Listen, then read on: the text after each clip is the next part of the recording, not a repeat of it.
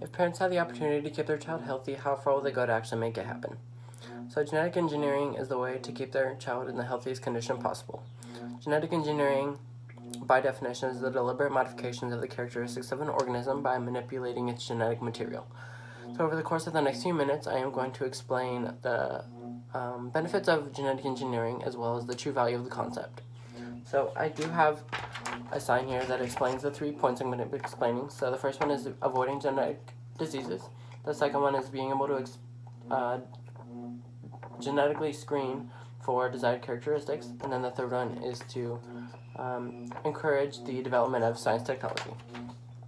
So genetic engineering in human embryos is allowed for parents to avoid potential genetic diseases. Pamela Schaefer from the National Catholic Reporter said that the process called microsort has been used in animal breeding for years. In human use, it was originally intended for helping parents avoid genetic diseases, knowing that some 350 diseases are linked to the X chromosome alone. Scientists are able to remove the genes that are at risk for causing a genetic disease in an embryo to allow the embryo to not grow a genetic disease later in life. Dresser also comments that, for example, they say the approach could enable someone with 2 copies of the same gene for Huntington's disease to have a biological child that is unaffected by the disease.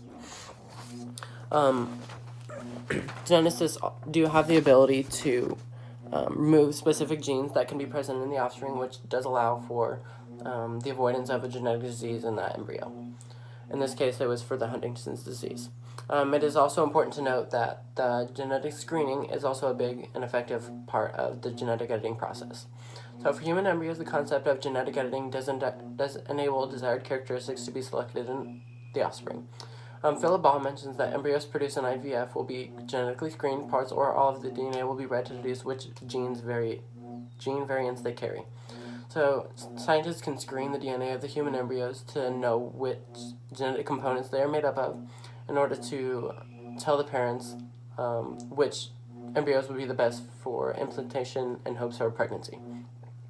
Nancy Gibbs expresses that for families haunted by generations of lost cystic fibrosis and Tay-Sachs disease, as well as sickle cell anemia, prenatal testing may spare them a future as painful as their past. So there is a way to help families that have a bad experience with genetic diseases, that is through genetic screening. Gibbs refers to the loss of a loved one due to common genetic diseases, which can be detected early through prenatal and genetic screening as well. And then one final thing that is beneficial to know about genetic engineering is that it has the ability to increase science's knowledge of genetic science, as well as the development of technology that is used in science as well. So here, lastly, the genetic engineering has the great potential to quickly advance the health world in the near future. American science journalist named Lori Garrett describes how genetic editing can be used in the future when she explains that in years to come, physicians will base diet and medication recommendations for heart attacks candidates, for example. So from having the information necessary that was sent over from the genetic editing and screening, doctors and physicians can make accurate recommendations and suggestions based on the specific needs of each patient. So from the normative and medical ethics expert Bernard Gert, he provides an example of how genetic editing does not change the morality of society when he writes that, in principle, there is no important moral distinction between injecting insulin into a diabetic's leg and injecting the insulin gene into the diabetic's genes instead. So that shows that the genetic editing is possible in humans and can even assist them having to live with a medical issue for the rest of their lives. And as technology does advance, there are no issues with using genetic engineering to be able to avoid genetic diseases, use screening of the embryos to determine genetic components, and also to help develop new technology that will advance science to where it can be used for health services as well.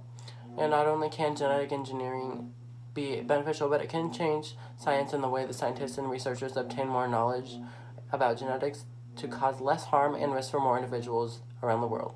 It is advantageous that the concept of genetic engineering in human embryos can have the ability to change the world for the better.